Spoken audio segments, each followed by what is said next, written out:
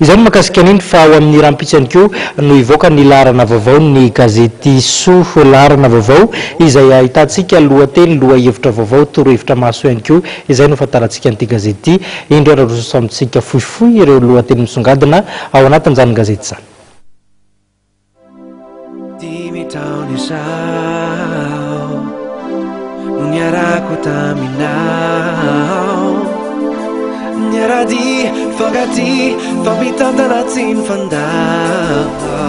Ny laharana fahatelo amby valopolo sy telonjato amin'ny gazety soa no hivoaka manomboka rahampitso. Toy ny mahazatra dia lohahevitra maro samihafa irina fa aliana ao an-trano no entin'ny gazety soa amintsika ao anatin'izay laharana vaovao izay, toy ny hoe fisarahana ahoana no nampianany ankizy hiatrika izany.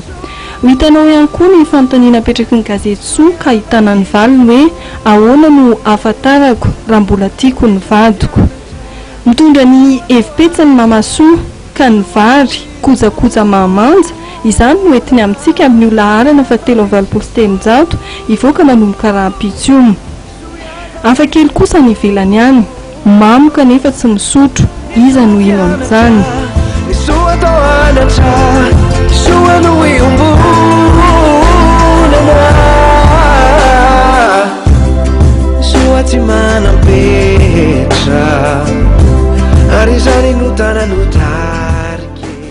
Eo amin'ny lamaody, iza indray no izy, ny taovolo Alf Burn, iza indray ny lamaody any ivelany any.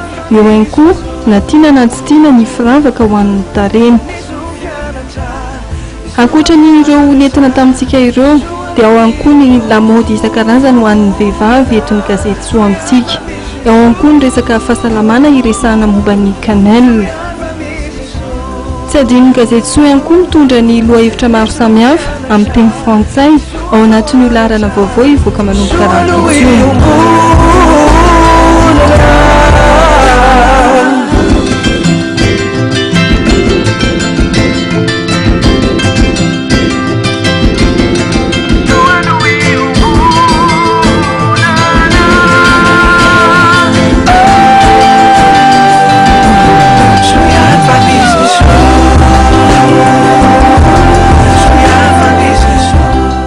Azo adonona na dia ny rahampitso makany anjara gazetinao eny amin'ny mpivarotra mahazatra anao amin'ny gazety soa laharana fahatelo amby valopolo sy telonjato.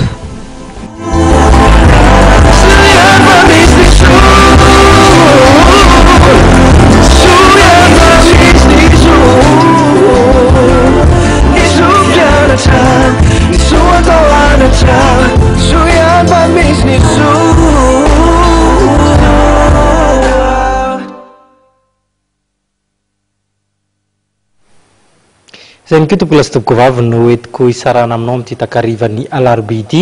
Isorana mitafitafy ianao nanaraka hatramin'ny farany ny fampahalalam-baovao teto amin'ny fahitalavitra ma TV. Mifamy fotoana eto indray tsika ao amin'ny andron'ny rahampitso. Veloma tompoko.